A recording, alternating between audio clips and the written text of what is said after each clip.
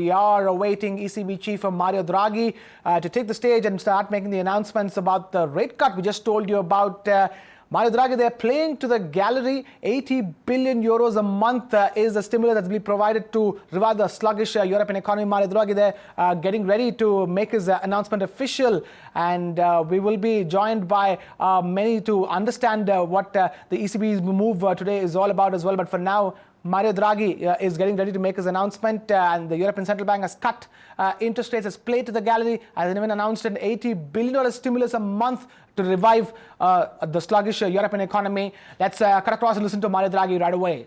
Meeting of the Governing Council, which was also attended by the Commission Vice President, Mr. Dombrovskis.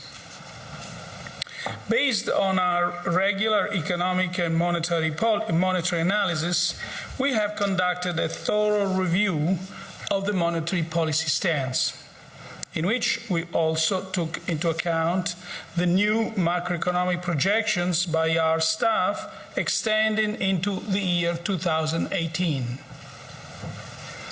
As a result, the Governing Council has decided on a set of measures in the pursuit of its price stability objective.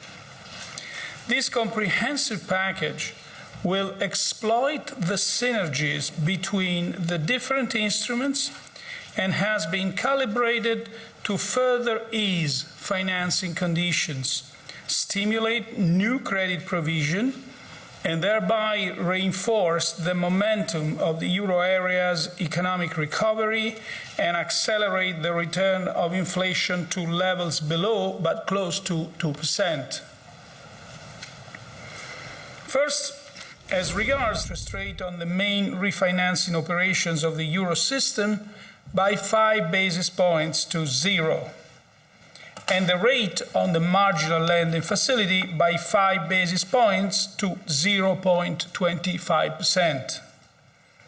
The rate on the deposit facility was lowered by 10 basis points to minus 0.4%.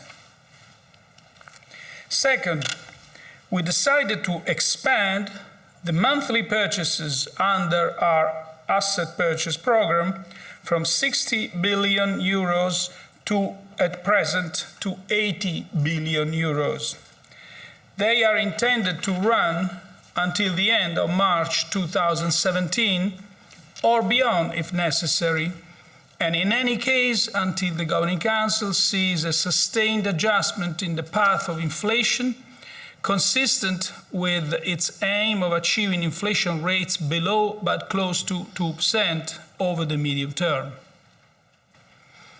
To ensure the continued smooth implementation of our asset purchases, we also decided to increase the issuer and issue share limits for the purchases of securities issued by eligible international organizations and multilateral development banks from 33% to 50%.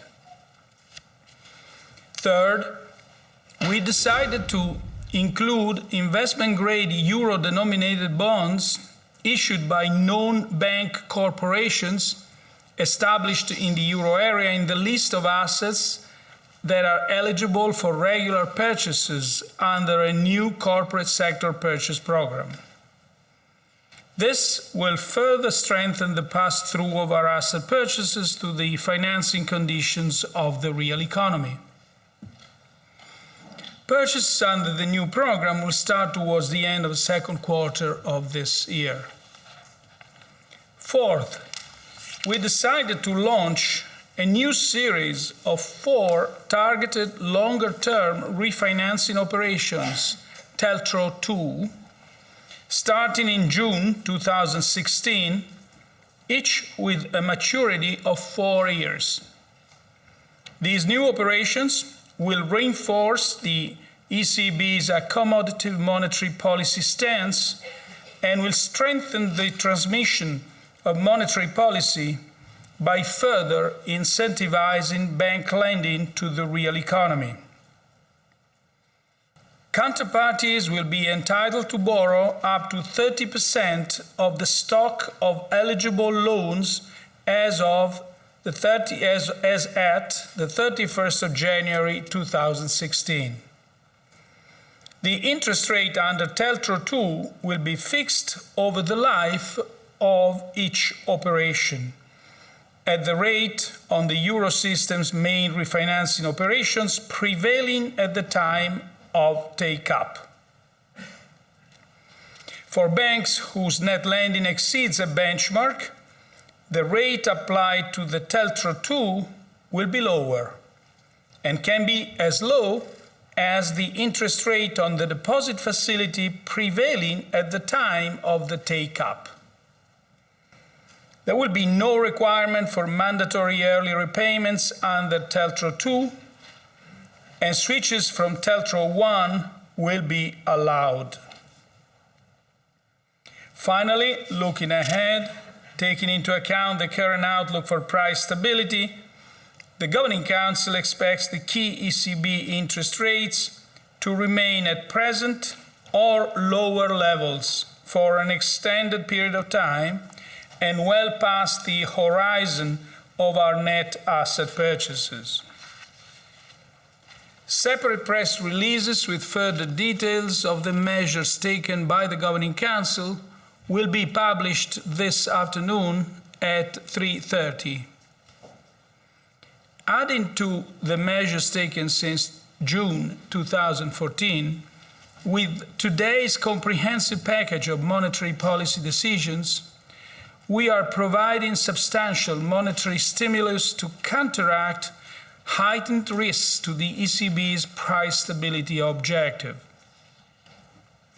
While very low or even negative inflation rates are unavoidable over the next few months as a result of movements in oil prices, it is crucial to avoid second-round effects by securing the return of inflation to levels below but close to 2% without undue delay. The Governing Council will continue to monitor very closely the evolution of the outlook for price stability over the period ahead. Let me now explain our assessment in greater detail, starting with the economic analysis.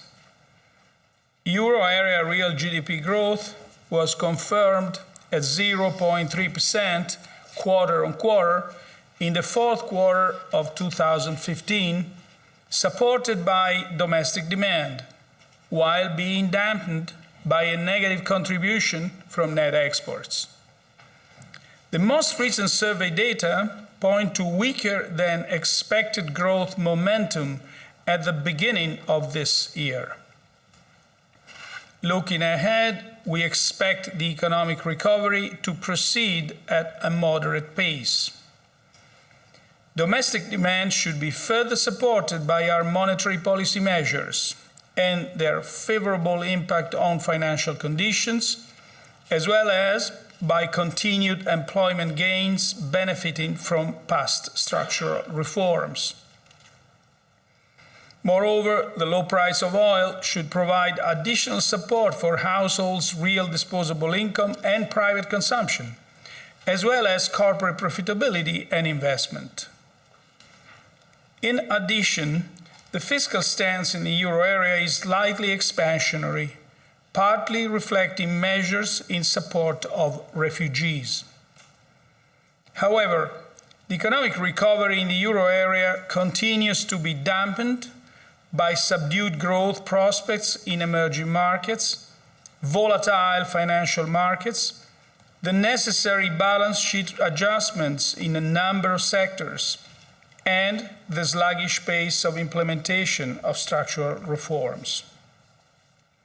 This outlook is broadly reflected in the March 2016 ECB staff macroeconomic projections for the euro area, which foresee annual real GDP increasing by 1.4% in 2016, 1.7% in 2017, and 1.8% in 2018.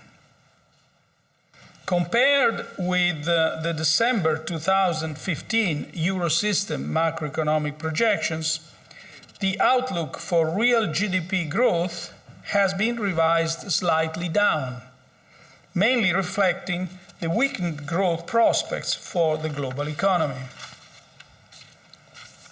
The risks to the euro area growth outlook remain tilted to the downside.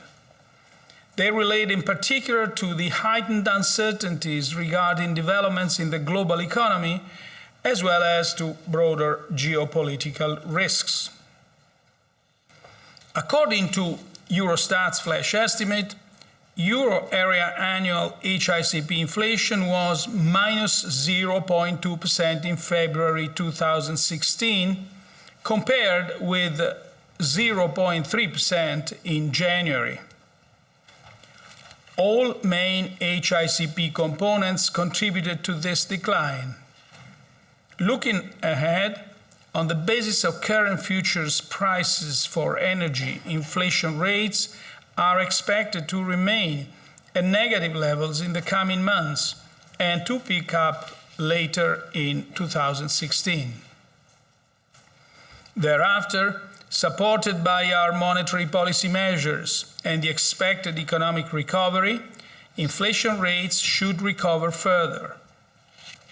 The Governing Council will closely monitor price-setting behavior and wage developments in the euro area, paying particular attention to ensure that the current low inflation environment does not become entrenched in second-round effects on wage and price setting. This broad pattern is also reflected in the March 2016 ECB staff macroeconomic projections for the euro area, which foresee annual HICP inflation at 0.1% in 2016, 1.3% in 2017, and 1.6% in 2018. In comparison with the December 2015 Eurosystem staff macroeconomic projections, the outlook for HICP inflation has been revised down, mainly reflecting the fall in oil prices over recent months. Turning to the monetary analysis, recent data confirm solid growth in broad money, M3, with the annual rate of growth of M3 standing at 5% in January 2016 after 4.7% in December 2015. Annual growth in M3 continues to be mainly supported by its most liquid components, with the narrow monetary aggregate M1 growing at an annual rate of 10.5% in January after 10.8% in December. Loan dynamics continued the path of gradual recovery observed since the beginning of 2014. The annual rate of change of loans to non-financial corporations increased to 0.6% in January 2016, up from 0.1% in December 2015. Developments in loans to enterprises continue to reflect the lagged relationship with the business cycle, credit risk, and the ongoing adjustment of financial and non-financial sector balance sheets. The annual growth rate of loans to households remained stable at 1.4% in January 2016. Overall, the monetary policy measures in place since June 2014 have clearly improved borrowing conditions for firms and households, as well as credit flows across the euro area. To sum up, a cross-check of the outcome of the economic analysis with the signals coming from the monetary analysis confirmed the need for further monetary stimulus in order to secure a return of inflation rates towards levels that are below but close to 2% without undue delay. Monetary policy is focused on maintaining price stability over the medium term, and its accommodative stance supports economic activity. However, in order to reap the full benefits from our monetary policy measures, other policy areas must contribute decisively. Given continued high structural unemployment and low potential output growth in the euro area, the ongoing cyclical recovery should be supported by effective structural policies. In particular, actions to raise productivity and improve the business environment, including the provision of an adequate public infrastructure, are vital to increase investment and boost job creation. The swift and effective implementation of structural reforms in an environment of accommodative monetary policy will not only lead to higher sustainable economic growth in the euro area, but will also make the euro area more resilient to global shocks. As indicated by the European Commission, the implementation of country-specific recommendations continued to be fairly limited in 2015. Reform efforts thus need to be stepped up in the majority of euro area countries. Fiscal policies should support the economic recovery while remaining in compliance with the fiscal rules of the European Union. Full and consistent implementation of the Stability and Growth Pact is crucial to maintain confidence in the fiscal framework. At the same time, all countries should strive for a more growth-friendly composition of fiscal policies. We are now at your disposal for questions. Mr. Speziale. Mr. President, Alessandro Speciale from Bloomberg News. My first question is about the forward guidance that you have given that rates will be lower for a long time, also after the end of asset purchases. Is the duration of the new TLTRO to be looked at in this respect? And this will also extend to past the end of your mandate, if I'm not mistaken, or almost. And my second question would be, when you say lower, how low can this be? I know that this has changed a lot in the past few years as new horizons have opened for monetary policy. But do you have any idea, are you approaching a limit or you still have an ample room to go? And that's two questions already. Yeah. Well, on the TLTRO, I just can give you a sort of a brief overview of what this operation is. Keeping in mind that there's going to be a press briefing at 4 today. For all the further technical details that you may be interested. Now, the TLTROs are refinancing operations that provide loans to banks with a long maturity, and banks are given additional incentives to lend on the funds received. The key features of our TLTRO program are the following.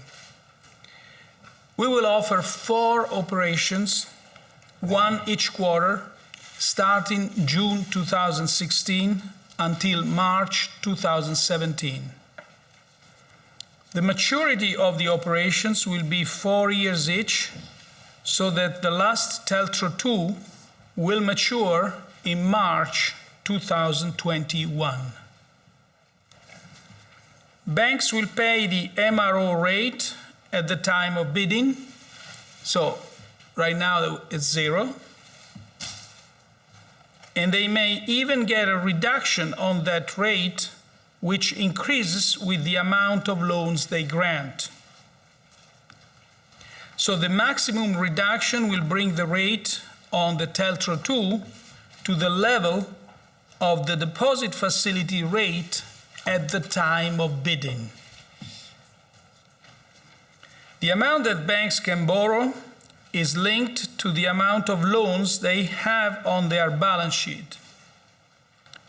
So, a bank that's very active in granting loans to the real economy can borrow more than a bank that concentrates on other activities. So the full list of features is in the press release that will be published after this press conference. So why did we decide to have another series of TLTROs? Well, some of the main reasons are loan growth in the euro area is been recovering now for quite a time, but it's still too low. Also, TLTRO 2 will, and we had actually a pretty successful experience with the first TLTRO. So we expect that TLTRO 2 will offer attractive long-term funding conditions to banks to further ease private sector credit conditions and to stimulate credit creation. I think this is quite important now. Find us on Facebook at facebook.com/ETNow and don't forget to click the like button. You can also follow us on Twitter at ETNowLive. To stay updated with all our programming, hit the subscribe button on our YouTube channel by logging on to youtube.com/user/ETNow.